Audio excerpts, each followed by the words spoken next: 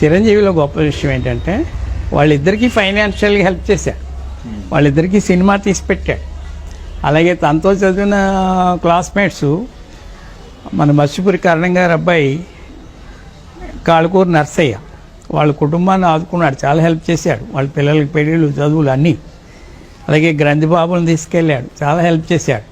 మధ్యపట్ల శర్మని బీకాంలో classmate రైల్వేలో ఎంపై kidney పాడైపోతే తను కేంద్ర మంత్రిగా ఉండు తన సొంత డబ్బు ఇచ్చి కేంద్ర ప్రభుత్వం నుంచి హెల్ప్ చేయించి మొత్తానికి అతని ప్రాణం నిలబెట్టాడు.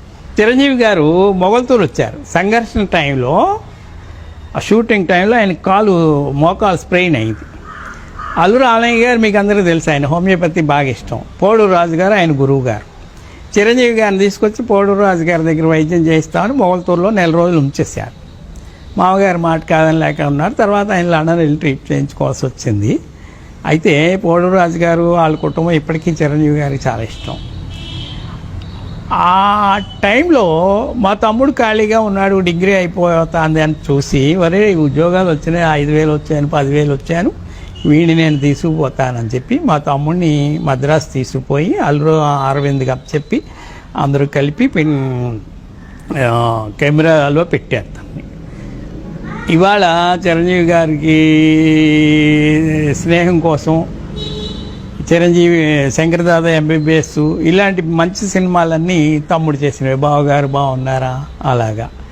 అంటే ప్రతి ఫ్రెండ్కి వీడికి గ్రంథి బాబులు ఉన్నాడు, వీడు బీకాం చదివాడు, వీడికి ఏం చేద్దాం, నర్సయ్య ఉన్నాడు, వీడికి ఏం చేద్దాం, అలాగా వాళ్ళిద్దరూ అరవింద్ చిరంజీవి కలిసి ఆలోచించి వాళ్ళకి ఏదో ఒకటి చేయడం. ఇక సురేఖ అయితే మా తమ్ముడు ఎప్పుడైనా షూటింగ్ లేట్ అయితే తను భోజనం చేయకుండా కూర్చునేది ఈయన వచ్చేదాకా మద్రాసులో. అసలు ఏంటి ఇదంతా వాళ్ళ గొప్పతనం, అది మన గొప్పతనం కాదు, వాళ్ళ గొప్పతనం, వాళ్ళ మంచితనం, అందరినీ ప్రేమగా చూడడం వాళ్ళకి ఆ కుటుంబానికి అలవాటు.